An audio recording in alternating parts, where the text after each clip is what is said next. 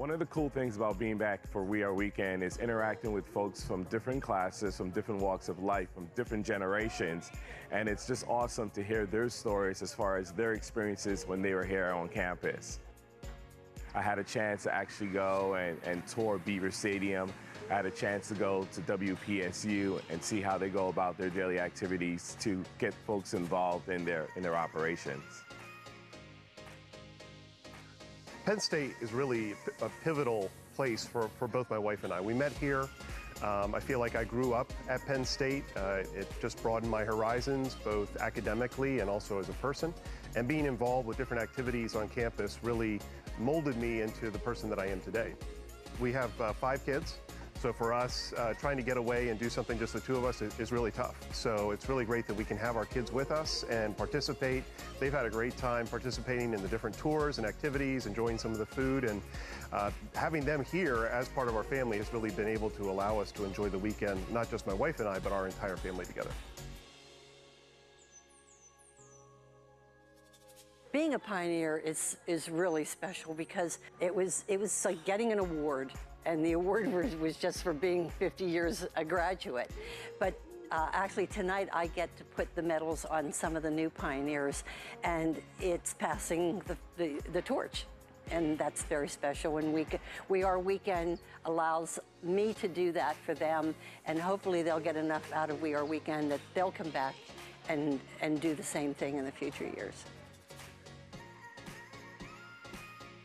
We thought it'd be really cool to bring alumni tour guides back to give tours with current students and really get that alumni and also current student perspective to be able to share all of our stories. And for us on the tours, it's been really fun because we're also hearing stories from other Penn State alumni. Even if they weren't tour guides, they have their own sort of understanding of campus and little stories from different areas. So for me, it's been just so great, that synergy of sort of stories and everyone sort of having their love for Penn State and being able to share that. For me, coming back to Penn State is so much about reliving old traditions, but also creating new ones. And I really thought coming back for We Are Weekend would be a great opportunity to start a new tradition at Penn State. We are!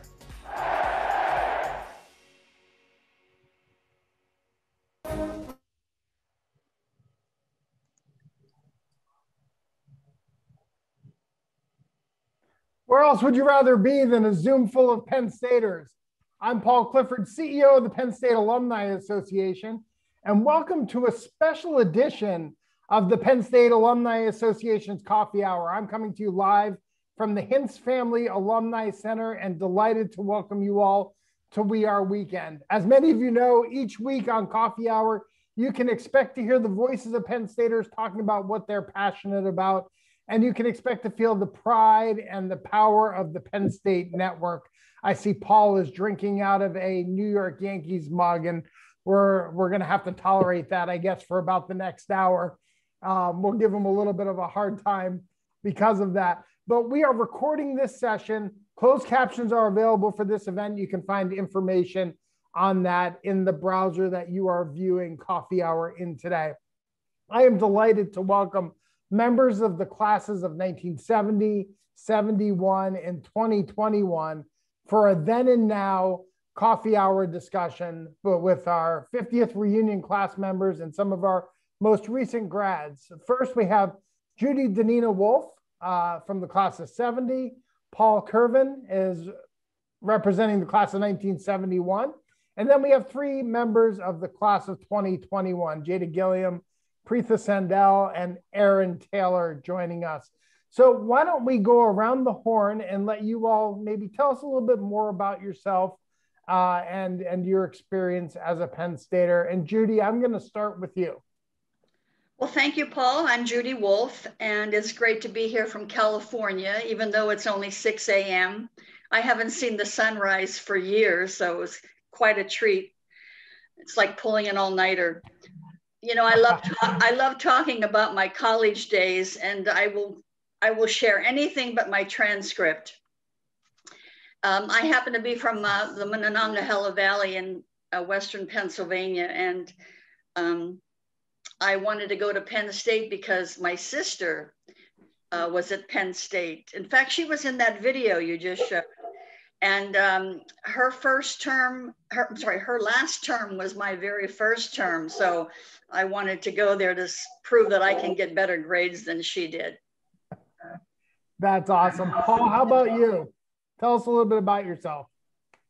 Hi, I'm Paul Kirvan, class of 1971, and I live in New Jersey. I live about 3 miles from the Jersey Shore.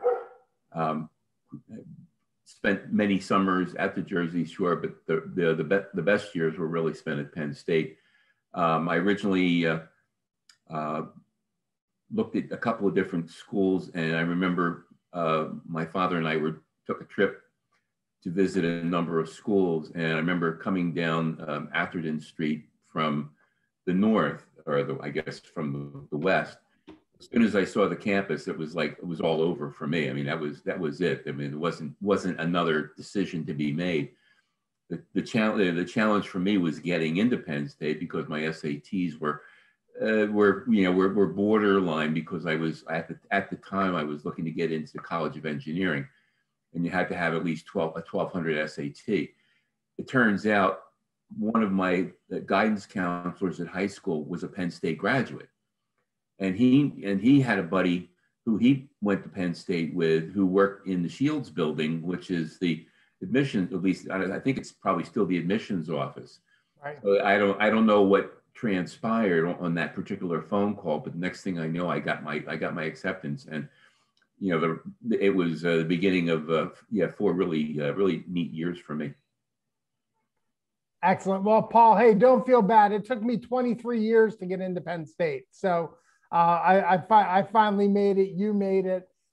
Let's go to Jada. Jada, Judy is in California. Paul is at the Jersey Shore.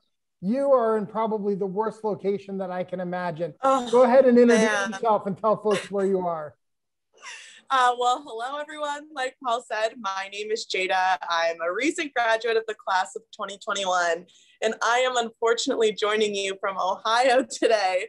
I'm so sorry to let down my alma mater like this, but that is where I accepted my full-time job. And so I'm currently in Columbus. I'm actually at a staff retreat right now, and no Penn Staters in sight. So this has been wonderful just to get to sit with you guys. And I'm so excited to talk about Penn State with you all. I was originally from Pittsburgh. That's where my family is from. And I'm the youngest of 5 siblings. And 2 of my older brothers actually attended and graduated from Penn State University Park. So I grew up looking at Penn State. And unfortunately, from a young age, I set Penn State as the bar for what I wanted from a university one day, which was such a bad decision, because then every school that I went to, I was like, hold on, you guys don't have an ice cream shop on campus? Like, there's not a creamery where you go? Like, you've never heard of a whiteout? So right. From a very young age, I realized that Penn State was just in a league of its own. And when it came time for me to make a decision, I chose Penn State. I was involved in a lot while I was there. Absolutely loved my time. And like I said, I'm sorry to be coming to you from Ohio, but it's very nice to talk about Penn State and PA and all of the love that I have for that side of the country.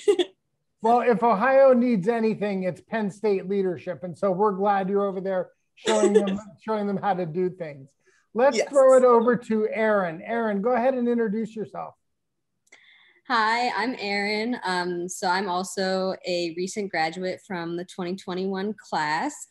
Hasn't really hit me yet that I've graduated. I kind of just feels like I'm on another summer break, but so I'm from Erie, PA, so up in the northwest corner of Pennsylvania.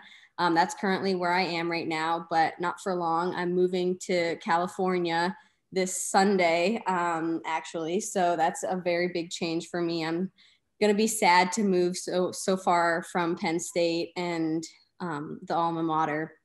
But during my time, I got introduced to Penn State from a very young age. I was always going to Penn State games with my parents and my older brother, and he went to Penn State 4 years before I did. And that's kind of what really got me interested in Penn State, and Penn State was the only college that I applied to. I was like, I'm going to Penn State or I'm not going to college.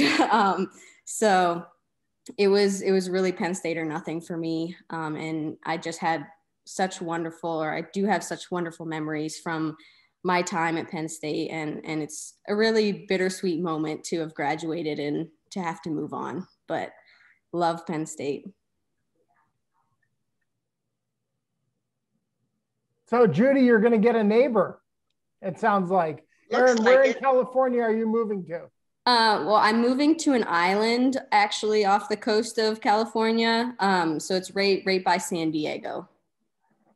Oh, excellent. So not too far from Judy, but not necessarily in her backyard either. Yeah, yeah. 2 hours. All right. Our final, not our final guest, but our last introduction before we dive into our conversation, Pritha Sandell. Pritha, let people know who you are and your Penn State connections. Yeah, well, hi, everyone. My name is Pritha. I'm a recent grad of 2021.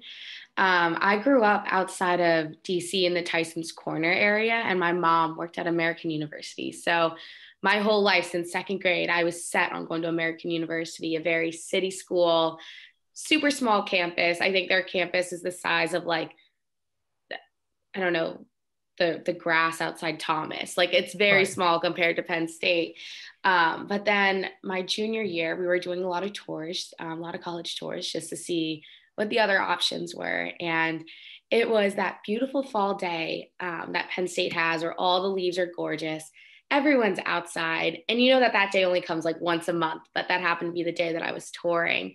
And that was kind of the day that made me fall in love with Penn State. After that, it was game over. I came back again senior year and it was raining and I was like, oh, that's okay. This probably doesn't happen much. It turns out that's the regular, but the experience is 10 times better than I could have imagined. So I'm very grateful for that. Excellent. Now, all of you were pretty involved as students when you were here at Penn State. Paul, talk about some of the activities that you were involved in when you were a student. One of the things I learned about being at Penn State was that there was, endless number of opportunities to get involved. If you wanted to be involved, there were endless opportunities. If you wanted to just be a student and study your way through 4 years, you could do that as well. I wanted to be involved. So freshman year, I rushed for a fraternity. I got into a fraternity, and then sophomore year, I started really getting involved because turns out the fraternity I got involved with was very actively involved in campus activities. So through that connection, I got involved in orientation, spring week, Greek week, homecoming, Block S, and I was in a play with thespians. So that fraternity connection opened a lot of doors for me. And I think my junior year, I was in charge of Carnival at Spring Week, but it was canceled because there were a lot of demonstrations on campus and the university shut down Spring Week. And I was hoping to be overall chair of Spring Week in my senior year, but that didn't work out because I had another opportunity. And I actually graduated early. I had enough credits back in those days when we worked on quarters, 10-week quarters instead of 15-week semesters. I was able to graduate early, but my senior year was probably the most interesting because I was in the College of Liberal Arts, and they launched a program called Student Advisor, and I literally was equivalent to a faculty advisor for about 10 freshmen. And back in those days, you had IBM cards that you would pick to select your classes, and you had to have your faculty advisor sign those cards. So I helped these 10 freshmen with their class selection, helped them, encourage them to get involved with activities, and that was probably the most significant experience I had because I was actually able to share my experience and my knowledge of the university with people who were just starting out. Paul, could you talk a little bit more about the S zone or like the Block S from your time at Penn State? During football games, there was a section cordoned off in Beaver Stadium where there were probably on the order of about 120 to 150 students, each of which had a big card, big piece of cardboard, and one side was blue and the other side was white. And we had to do all kinds of rehearsals and everything like that. But we would, depending on where you were sitting and how you turned the card, you could create letters, you could create an image or whatever. So we would do an S, of course, and then we'd do some other things, and that would be like during halftime. We would be involved doing stuff during halftime. Almost always be doing stuff during the course of a game, like whenever there was a ref discussion or something like that. So that was Block F. That was a neat thing. I don't know. I think they still have it, but that was kind of cool. Yeah, I was a line ambassador. I almost said I'm currently a line ambassador, so I have to watch out for that. I was a line ambassador at Penn State, so line ambassadors are in charge now of conducting that S zone. So it's very cool to hear that, you started out with blocks and now we do the t-shirts to make sure that we look like we're in that S. I wish they had line ambassadors. I would have really lobbied hard for that. In fact, one of my student mentees in College of Liberal Arts went on to become a line ambassador. So I keep in touch with her occasionally, but she works for Accenture now, so has a really good job. And I remember I was like overjoyed when I found out that she became a line ambassador, because we didn't have those kinds of recognition back in the day. But there were still plenty of things to do if you really wanted to make a contribution. Absolutely. It was a great experience. I'm sure it was then and it is now. Yeah, from Block S to the current S zone, it's an iconic feature in Beaver Stadium. Speaking of Beaver Stadium, Erin, I know you spent a good bit of time with some of your extracurricular activities in Beaver Stadium. Tell folks what you were involved in. Yeah, so I was a member of the Blue Band, the Penn State Blue Band, for all 4 years. So my brother that I talked about earlier, he went to Penn State and was in the Blue Band as well 4 years prior to myself going to Penn State. And I just remember going to the football games while he was in the Blue Band and watching the pregame. And I was just like, yes, I want to be down on that field. So I auditioned, got in, and then I kind of worked my way up through my 4 years. There's different officer positions in the Blue Band, and I started out as a manager. So I was moving all the equipment that we need on daily rehearsals or for the games, and kind of worked my way up. And so for my senior year this past year, I was the president of the Blue Band, which was a really great experience. I wish it would have been a little more normal looking, but still was able to give back to such a wonderful organization that gave me so much over my 4 years. But it was a real honor to be elected as the president for that. But I'm sad that I wasn't able to do those pre-games, but because those are probably my favorite memories from Penn State, like the whiteout games, walking out of the tunnel for pre-game it's such a rush. I mean, like freshman year, the first pre-game, a lot of rookies, their freshman pre-game, they don't remember because it's just such a rush, so much adrenaline. They don't remember the pregame, but those are really some of my amazing memories, and meeting so many great people and lifelong friends through the Blue Band was amazing. Absolutely, and it doesn't have to end, Erin. We bring the alumni band back, so you'll get to march through that tunnel time and time again as a graduate of Penn State. And so while you didn't have the senior year that you thought you might have, the best is yet to come as a Penn State alum. Absolutely. There are a lot of great shout outs. Panelists can't see this because of where we are. A lot of great shout outs though on the virtual attendee hub. Anthony says, yay, Pri. Some great shout outs for Judy. I see Caitlin Brennan and Misha Demchuk. Excited to see Judy on today's call. Judy, let's go to you. When you were a student at Penn State, what were some of the things you were involved in? Well, to be honest, I didn't go to too many games because I like to sleep in on Saturday. But I was like Paul, I was more of a social butterfly than a bookworm. And so the Greek system was a perfect fit for me. I was a Gamma Phi Beta, and I was a pledge trainer for many of the girls. And we actually have a Facebook group now where we can communicate that way. I also played a lot of cards my entire life, but especially in college. And I won a Pinochle trophy during Greek week, but my big love was bridge, and I played at the University Club with Dr. Jack Haya. If anybody knows him, he's recently passed away, but we racked up a few points playing bridge. We were a great team. I was also in a singing group called the Penn State Swingers. Not that I was a good singer, but it was an easy A for me. So, and it was also right by the creamery where we had the class. So when the class was over, then we stopped by and got an ice cream cone for the walk back to the dorm. Hey, Judy, did you know Bonnie Muller?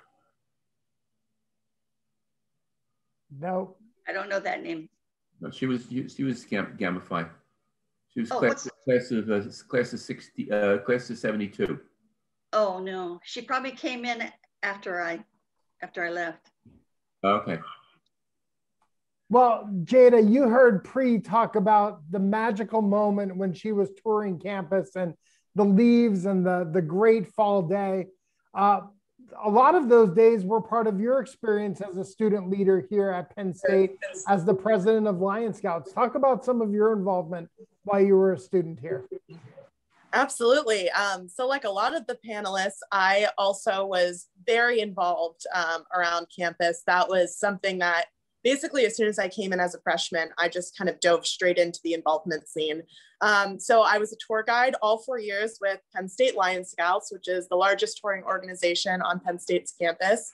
And I worked my way up, did different committees, that had different chair positions, served on the executive board. And then my senior year, I was the president of Lion Scouts. So proud of that organization, loved every second of it. But yeah, those perfect fall days were a little bit less so in the days that I was touring. I feel like I had a lot of very wonderful days where I got lucky with the weather, but man, I was also touring in some rain and some snow, like you name it. And Lion Scouts is out there walking backwards in it. But yeah, I absolutely loved it. That was also something that by my senior year, because I was so involved and was like all around, I also was able to pivot into homecoming. So I served on Penn State's homecoming court this past year. Absolutely loved it. I loved my court. I loved everybody at homecoming. The executive director my year, Julia, was amazing. And so it was really just an all around great experience coming in as a freshman and getting involved. That's always my biggest piece of advice to people. And I'm sure all of you guys can attest that with a campus like Penn State, there are so many opportunities. So choosing what you want to be involved in early and then being flexible with that, like knowing that you might not even end up there in 4 years, but maybe it'll introduce you to somebody that'll push you into a new direction or whatever it may be. I mean, man, if you would have told me 4 years ago where I would be today, I would not have believed you. Certainly not sitting on this Zoom call with all of you. I feel like you all are such amazing representatives of the university. But yeah, I was super involved. I was involved in Thon as well, served on the Dancer Relations Committee at different times. Just really anything I could do for Penn State, anything to give back a little bit of what it had given me, I jumped at the opportunity to. But yeah, definitely, I love seeing Pri out there. We have a lot of overlapping connections, all of the tour orgs. We tour together, we do events together, panels together, all of that stuff. So it's always wonderful to hear and see the Lion ambassadors on campus too. Now, for the members of the class of 2021, your Penn State experience is kind of pretty near in the rearview mirror, right?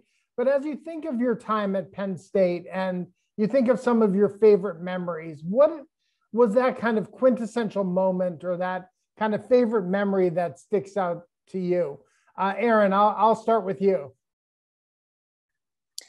Yeah, so like I said before, I think my favorite memory were those whiteout pre-games, when you're walking out of the tunnel and you can just feel everybody yelling and all that pride for Penn State at those football games is really an experience.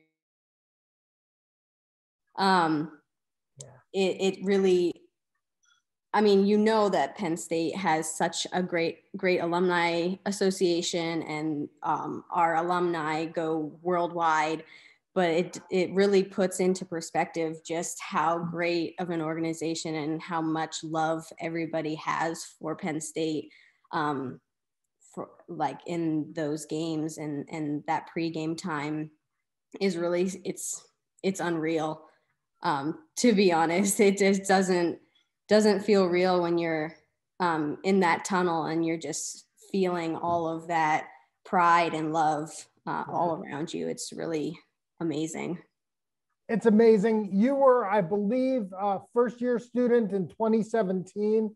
There is a great video from the Michigan whiteout game that year of the marching band coming through the tunnel. The stadium's just like pulsating. You can see Pri in the background shaking the shakers in the X zone, right?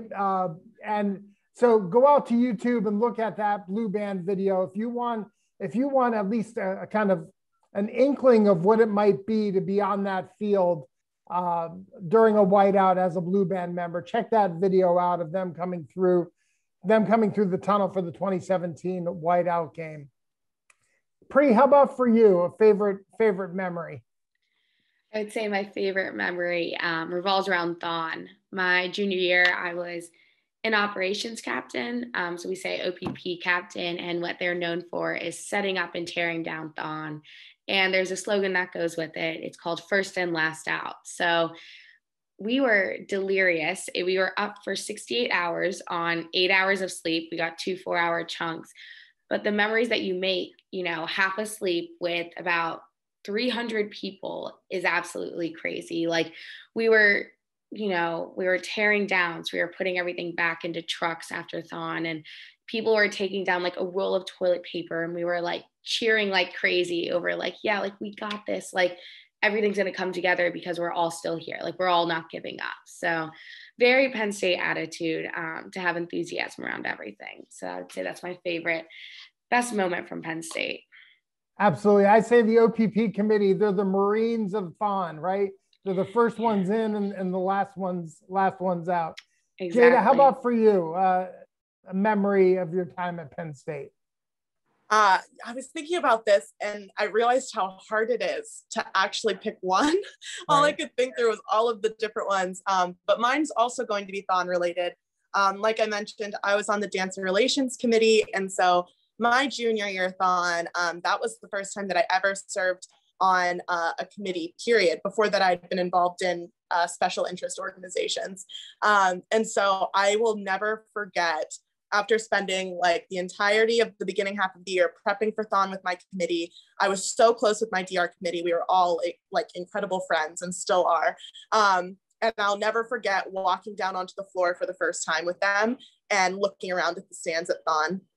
I think Thon is one of those like touch points for Penn Staters that it like holds an emotional like capital in almost all of our lives in some capacity, some in more than others, certainly. And so to like feel that so physically, I like almost gives me chills now just thinking about that feeling of knowing we were all there for a common purpose and the dancers hadn't stood yet. So it was just this like, the room was buzzing. I mean, truly the feeling in that room, I think is one of my favorite Penn State memories, just because of how everyone was so together in that moment. And kind of like Pri said, it's just another one of those, like, that's like the core of Penn Staters, right? Like stepping into that room and knowing that we were all there for something bigger than ourselves. And we were going to devote ourselves to that for the next 2 days straight. And yeah, that feeling, that's probably my favorite one. If you're watching on the virtual attendee hub, give us a shout out for our panelists. Let us know where you're watching from. I see Elizabeth King is on. Elizabeth, I went to Starbucks this morning and got my drink. Elizabeth built a fantastic career at Starbucks. Judy, how about you? in terms of some of your favorite memories at Penn State. I know you weren't, you slept through some of the best football seasons in Penn State history, the 68-69 team, back-to-back undefeated teams. But talk about some of your favorite memories as a student at Penn State. Well, unfortunately for you, I have a very good memory, so I could spend the whole hour just talking about. Most of my memories are pretty off the wall. My sister and I worked one night at Highway Pizza. They were giving away free pizzas and sodas that night. They needed some volunteers to help. And so after we were done, Andy Zeet said, take as much pizza as you want back to the dorm. And of course we had curfews then, so we had to be back by a certain hour. And then I have a scar right here on my, between my eyes. It came from playing Pinchy Winchy one night at Bluebell. I hit my head on the chair, and my face the next day was black and blue. Oh no. Went to purple, and then eventually it went to green. So a whole week went by that I had to cover my face whenever I was in public, and nobody wanted to eat with me because of the color of my face. And the other thing that I did a lot was I'm a big movie buff. And there was a radio station, the local radio station gave away free movie tickets, but you had to stay up really late, like 1 or 2 in the morning. So I would try to get those free movie tickets, and I had won a lot of them in my 4 years. But because of I like movies so much, I took Theater 71, History and Appreciation of Motion Pictures. And I had to write a paper on a movie, and I watched Rosemary's Baby four times in a row. Oh, wow. I just sat there all day. That's amazing. Paul, how about for you? Memories of your time at Penn State? I'll do a one that won't make me look like I'm a sexist or something like that. My main one was being a performer in a thespian play my junior year. But I'll sneak this in. I was in a panty raid too. So that was all right. That was another memory. So call me whatever you want. But you know, all of a sudden there was like a million guys together, and we started in East Halls and ran down through Pollock yelling and screaming, and went through the tunnels in Pollock out down to South Halls. We ended up in South Halls yelling and screaming, and didn't score anything, but we had a good time, and the women were very understanding of our problems. So they were all very nice about everything. But that was a lot of fun too. But the other thing among many would be the play with thespians, because I remember in high school I tried every single year to get into the school play, and I never made the final cut. So when I finally I finally got into an actual play. We did 3 performances, and that was kind of a big moment for me. Excellent. I love how Paul says, I'm not going to tell this story, and then proceeds to tell the story, which is fantastic. You can only get that here on Coffee Hour. Thank you all for tuning in with us today. I see Jeremy from Raleigh, North Carolina, John down in New York, Elizabeth from Bellevue, Washington, Joe zooming in from Manhattan today. A lot of great shout outs. I got to read this one to you, Judy. Greetings from Albuquerque, New Mexico. This is from Joe. Very impressed that you're connected at 6 in the morning and that your bed in the background is immaculately made. That's fantastic. He's very impressed that you're not only up and ready to go, but that you made your bed before you jumped on with us here. This is a special edition of the We Are Weekend Coffee Hour. I'm Paul Clifford. I'm joined by members of the classes of 70, 71, and the class of 2021. Well, the class of 2021 probably just graduated with more rules on campus than maybe dating back to the class of 70 and 71, when I know during that time period there were also some interesting rules. Judy, what were some of the rules that you all had to live by as a student at Penn State that might make the members of the class of 2021 chuckle a little bit? Well, I actually didn't mind rules in from 66 to 70, but, and I don't know if the guys had the same rules that the women had, but the ladies here on the panel today might be surprised that we had to be back in the dorm by 11:30 every night. And there was a sign in and sign out sheet. We would, on the weekends, we could stay out until 1 o'clock. And there were maybe once a month or so, something like that. It would be a 2 o'clock weekend. And that was a really big deal to be able to stay out that late. We had a rule called 4 on the floor. And that was if you had a male visitor in your room, which was a rare occurrence. For me, it was a never occurrence, but the rule was 4 on the floor. Everybody had to have their feet on the ground. And of course, we didn't have co-ed dorms in those days, which would have been great for me.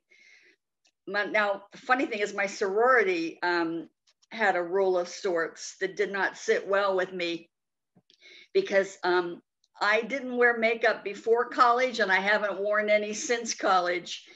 But while I was a sorority sister, I was reprimanded a few times for not wearing makeup. Things have changed a little bit, Judy. Paul, Judy wasn't sure if the same rules applied for the men. What was your perspective on some of the rules for living on campus and for being a student at Penn State? Well, from my experience, the only rules were that there weren't any rules. It was, I mean, I knew about the time, the check-in times in the girls' dorms. Guys didn't have any kind of restrictions like that. I don't know whether that's good or bad. I mean, I wasn't a weekday partier. I was usually a partier on Friday, Saturday, and Sunday, unless I was driving home. But other than what Judy was talking about, there were no curfews or anything like that. I really don't remember anything other than technically you had to have a liquor control board card before you could buy any booze or liquor. Now, of course, that turned into an industry of its own in bogus LCB cards or just somebody using somebody else's driver's license. Because that a lot of that went on because that was important to make sure that there was enough libations available for everybody. But other than that, that was about the only real thing that there was an official restriction that I remember. Some great notes in the chat. Maxine is shaking her head that there were no rules for the men. Michelle's talking about the same rules in the 70s and 80s in terms of signing in and out of the residence halls. So some great stories there. I know some of our students, 11:30 as a curfew. Some of our students don't head out to meet friends until 11:30 at night. Jada, Erin, maybe some of your reactions to the rules that earlier Penn Staters had to follow. I mean, honestly, I just can't imagine having to be tracked signing in and out of the dorms. I mean, the dorms are already, especially obviously today, like they're co-ed and it's split. So already the 4 on the floor is out. But the idea that like wherever you go at whatever time, you would have to sign in and out and let the RAs know that you're going, that's like insane to me. I can't imagine, but it's so funny to hear about. And I'm not surprised, Paul, that you were disregarding the rules. That seems to be a common thread in the stories that you tell. So I'm excited to hear that there were some rule breakers even back then. Yeah, I can't imagine the curfews being back at 11:30. Like sometime, like so many all-nighters studying in like other classrooms. I just can't imagine having to be back in the dorm at 11:30. That just blows my mind. And I will say the one that I thought about was interesting. Paul, you mentioned that you had to get the liquor control. I'm not sure the terminology used, but when I was at Penn State, I had, a late birthday in April to turn 21. But something that everyone always told me was, you cannot use fakes. Like Penn State will know, the bouncers will know. So the fact that you guys, were able to get away with fakes, that's something that we don't do nowadays. It's kind of a wait till you're 21, no matter how late you are. Well, in the state of Pennsylvania distributed liquor through what are called state stores. There were not private liquor stores like there are in most parts of the world. So that if you wanted to buy any beer or anything else like that, unless you happen to have a connection with one of the distributors in the area, because there was a couple of beer distributors and other things like that. But the Pennsylvania Liquor Control Board issued cards with a photograph and birthday and information like that on it, very similar to a driver's license, and that was the de facto ID that most everybody wanted to get.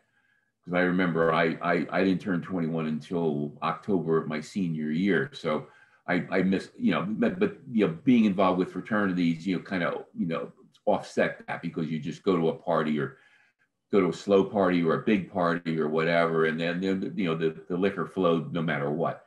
So there's never really an issue as far as getting drunk if you wanted to. There's plenty of ways. That's a big thing about networking. You build a network within the campus, but you also build a network within the fraternity organizations, which I was able to do over the 4 years, which really helped me. In fact, it saved me a lot of money. Because if you worked at a fraternity, you usually would get meals and what they call social privileges. So I could go there pretty much, depending on what work I was doing. I worked for two years as a dishwasher at a fraternity, and then another year as a waiter. Right. So as a dishwasher, you would eat first. So you usually get the food when it was at its best before it went out to the brothers and guests, if there were any guests. And then, then you just pile all the stuff in and out of the machine, and then pile them up on metal stands, and you were done. But what was nice is, like on weekends, especially in the mornings, there were bakeries all around the area that would drop off big boxes of donuts and Danish and everything to all the fraternity houses. So if you worked there, and I was always an early riser, so I'd get up early. I'd walk to the house or whatever, and I'd just go into the kitchen, lift up the lid of one or two of these big containers of Danish, get some aluminum foil, wrap myself up a bunch of stuff, and then take it back to either my apartment or the dorm.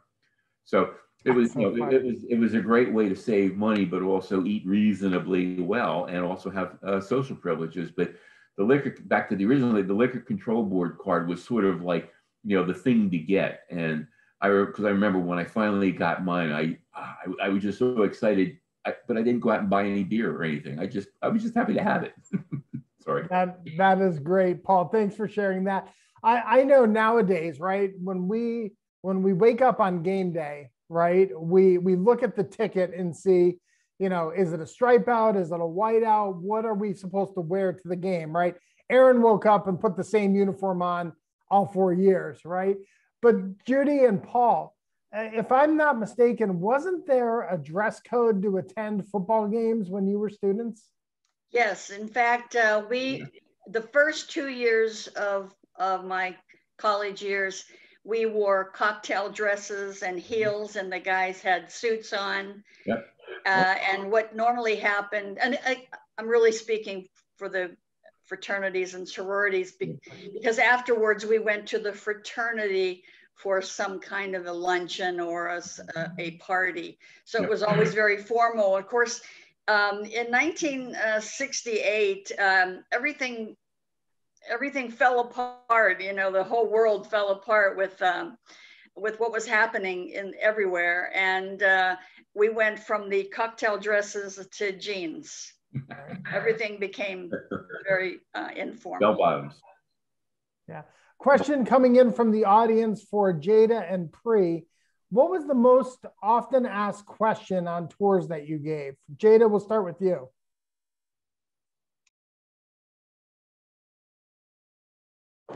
I mean, there are so many, I feel like, questions that we get all the time. I can see Pri's thinking about it too. Yeah. Man. I think a lot of the questions are very much revolved around like, is their like child going to be okay in college? I think more so than like academics, more so than like just like every little thing. They just want to make sure like, is my kid going to be okay?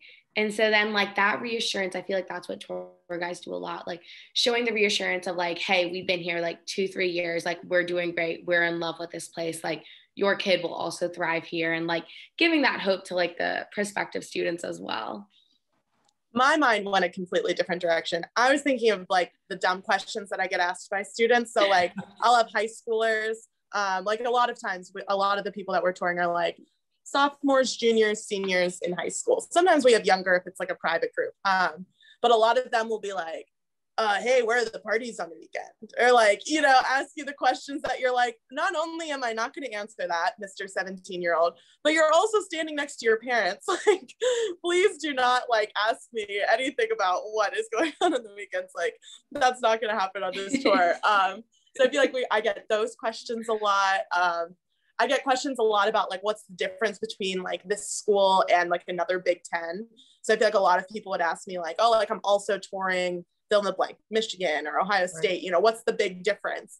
And one of the things that I always do is I'm like, you know, pay attention during the tour, see how many people are wearing Penn State gear, how many people are doing on-campus events, like all of the involvement and the pride in Penn State, and how many times we get We Are.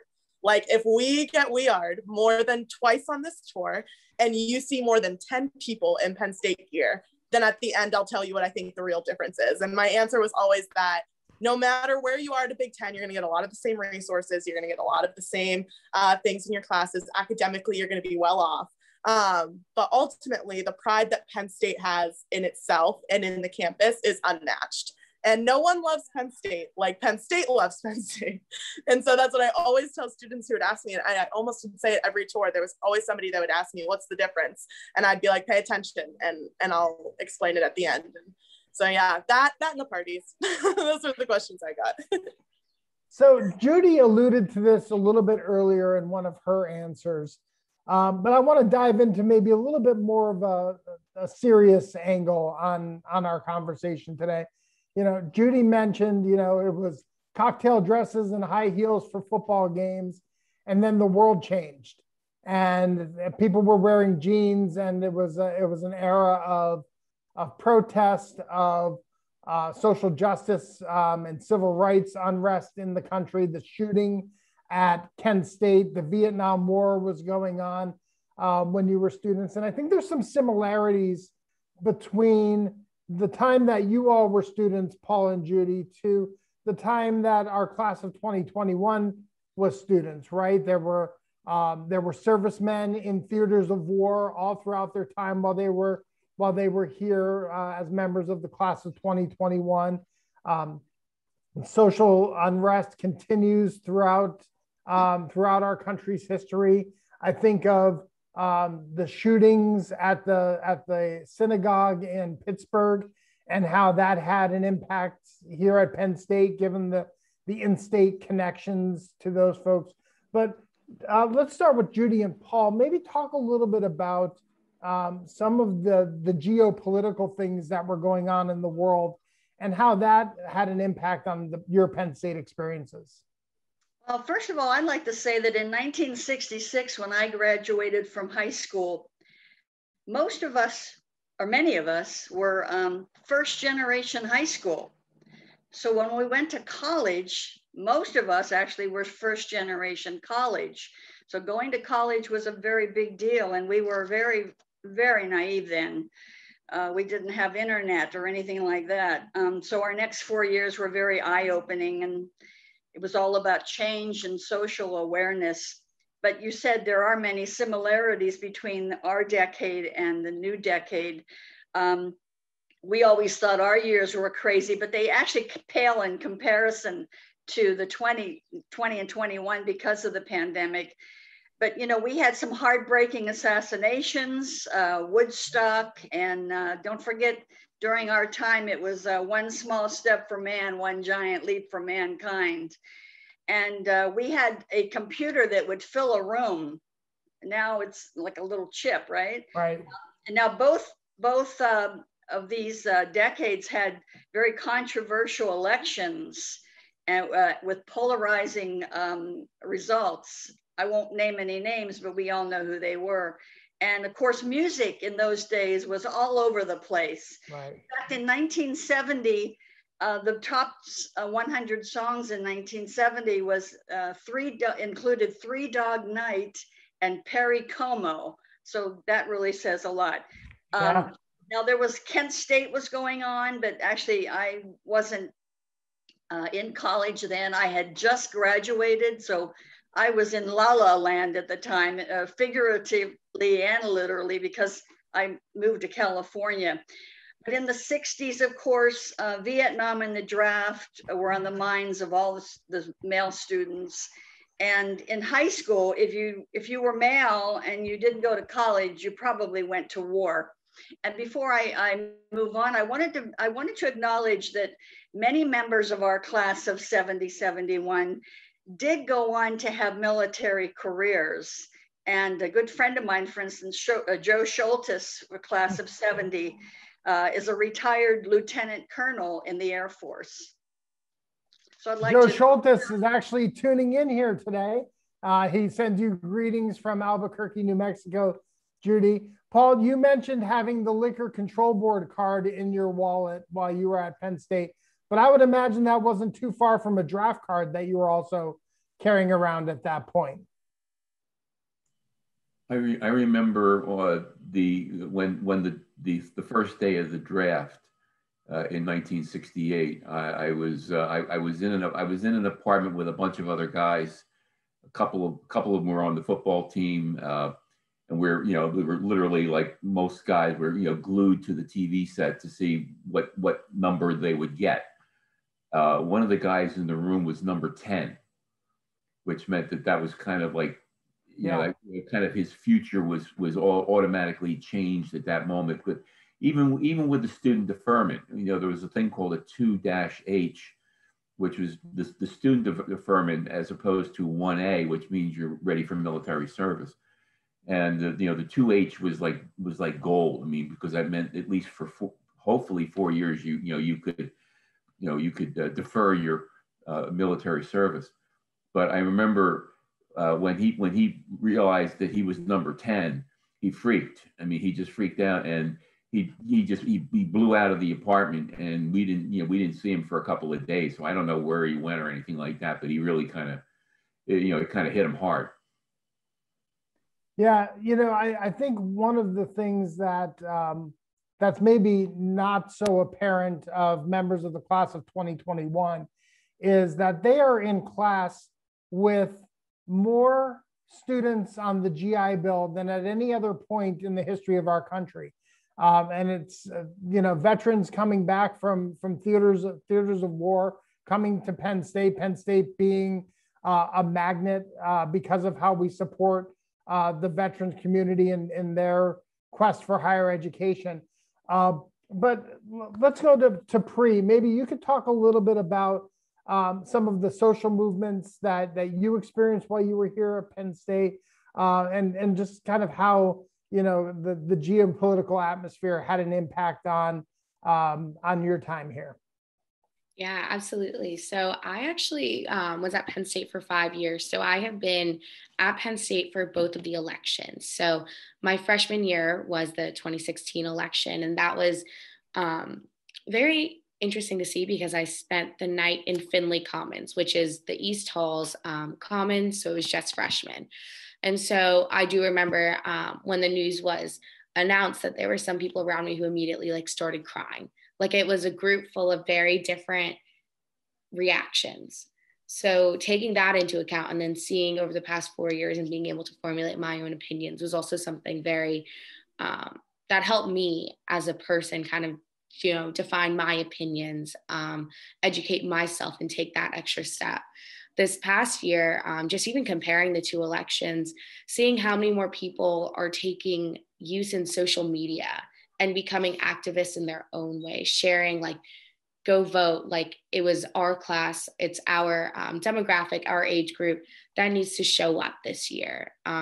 Seeing so many of my friends sharing their political views, because that's something that we didn't do as 18-year-olds, seeing different student organizations coming out with statements left and right. And then during the pandemic, actually, the state college community would come together on Sundays at Allen Street gates to protest like what they believed in. So being here in an empty state college over the pandemic, but still seeing people come together with masks on was also something very moving, but also helped me learn to get more educated. So definitely this year and throughout the past 5 years, I've seen people take more of an intrinsic motivation to educate themselves and the people around them. Jada, you were one of those outspoken leaders at the Allen Street Gate, right? And very involved in some of these movements. Would you mind sharing just some of your perspective on this? Yeah, absolutely. I think what Pri said really hit the nail on the head. I think our specific tenure of, for some of us going from 2016 to 2021, really just ran the course of so much activism in the country, and certainly in our demographic. I think this is the age where you start, especially after, you know, leaving your parents' home, you really start to think about what are the things that cause unrest with me, and what are the things that I'm witnessing that I'm not okay with. And so I think being at a place like Penn State and having safe spaces to exercise that, having the free speech sections of our campus that are open to everyone, that are, you know, somewhere where we can all come together and voice our opinions on that. Allen Street Gates being one of the most iconic ones is certainly shaped my time.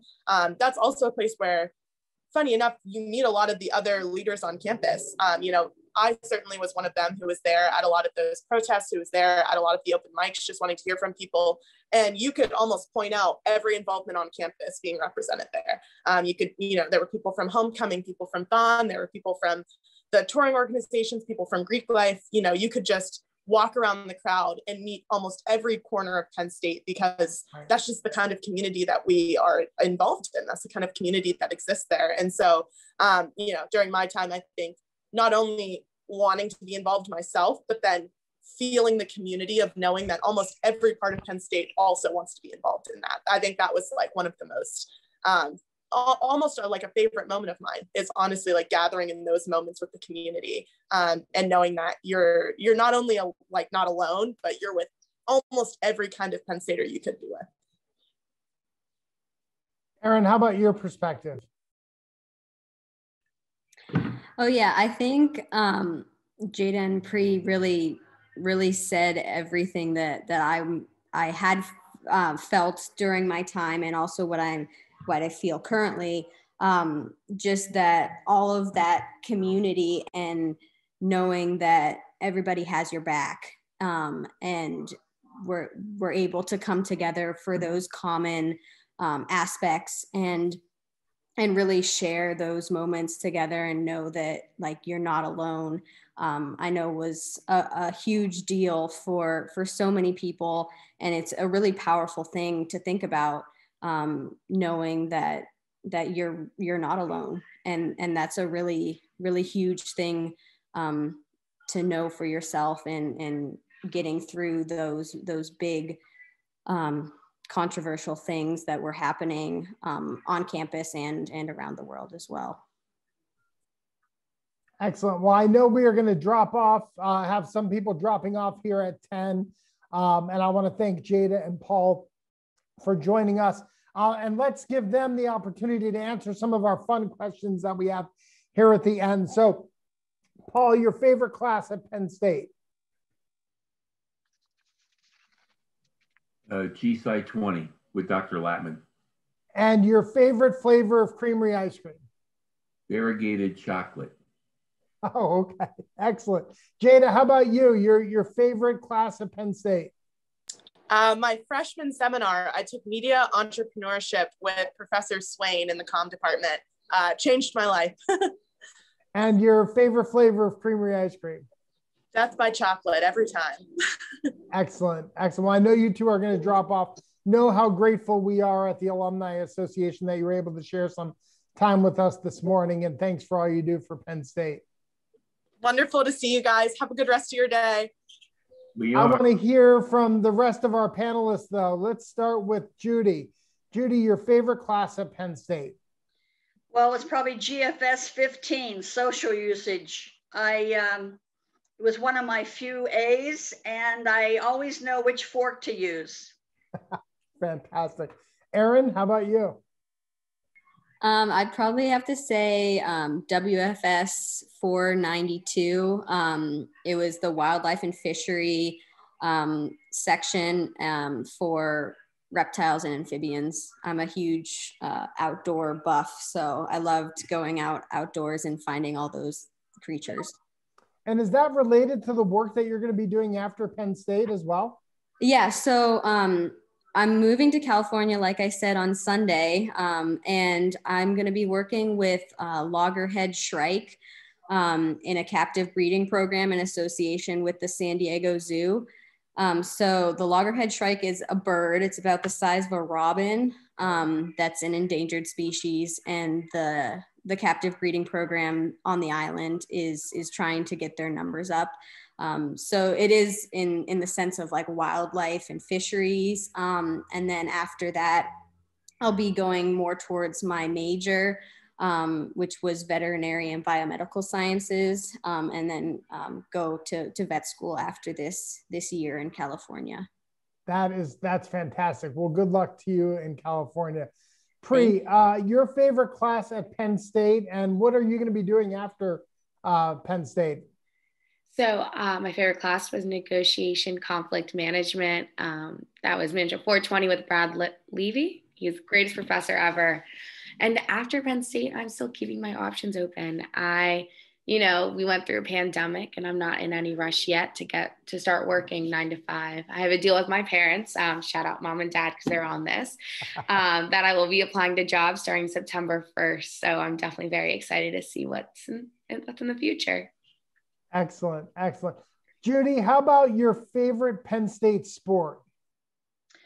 Well, football is an obvious answer. However, I do like gymnastics, and we had some great gymnasts back then. Steve Cohen and Dick Sweatman was in our class. Excellent. Pri, how about you?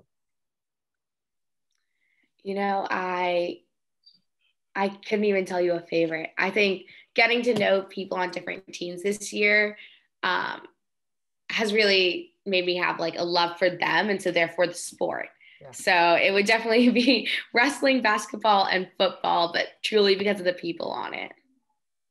Absolutely. And Erin, how about you?